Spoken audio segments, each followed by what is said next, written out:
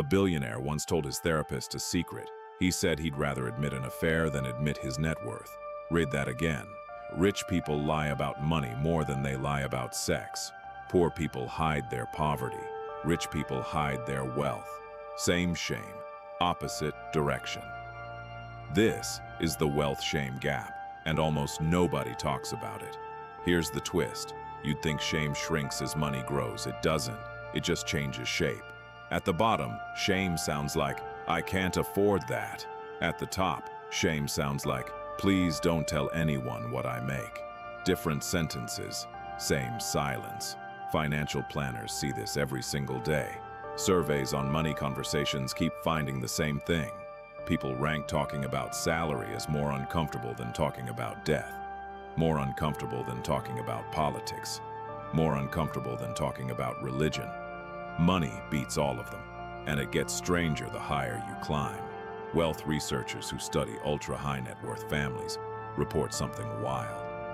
A large share of wealthy parents never tell their own kids how much they're worth. Not the number, not even close.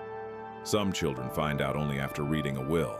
Why would you hide money from your own family? Because wealth isn't just currency, it's evidence. Evidence used to judge you. Too little money and you're judged as lazy.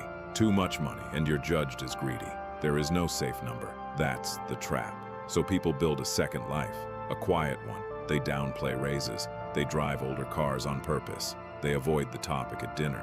Not because they lack money, because they lack a script for how to hold it without being hated for it.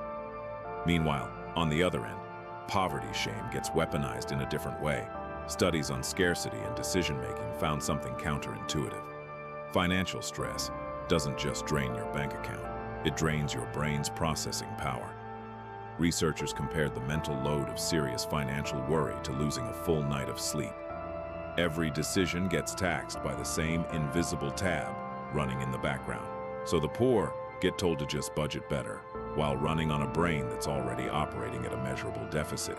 And the rich get told to just be grateful, while hiding every dollar that might make someone else feel small. Both sides are performing. Both sides are exhausted. Neither side is lying because they're bad people.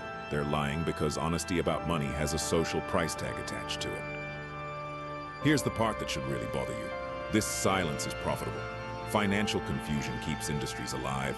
If everyone quietly compared real numbers, real salaries, real debt, real net worth, entire pricing models would collapse overnight. Negotiations would shift.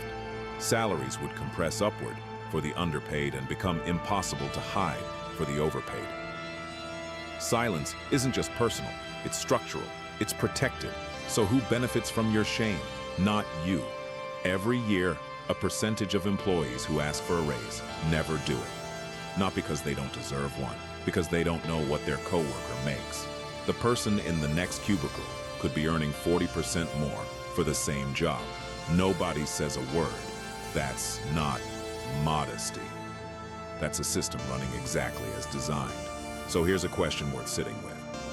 What would happen if you told one person the real number today? Not a rounded, softened, socially safe number, the real one.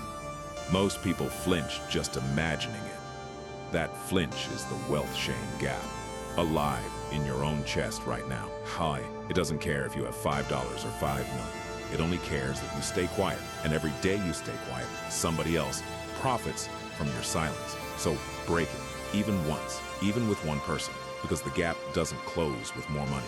It closes with one honest sentence.